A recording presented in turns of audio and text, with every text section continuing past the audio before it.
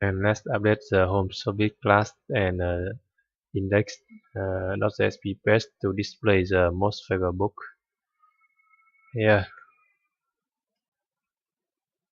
we retrieve a list of favorite book here. Favorite books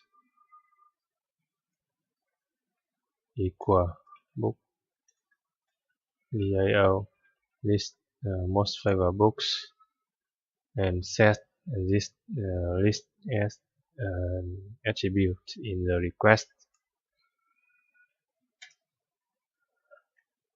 Copy paste. The name of the attribute is list of favorite books and value is a collection list favorite books. And now update the index.jsp page to display the most favorite books. Here we can copy the code here, copy,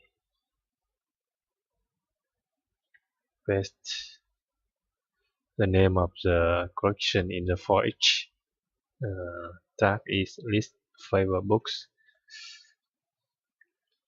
Test it, and now let's start a server to test. Start.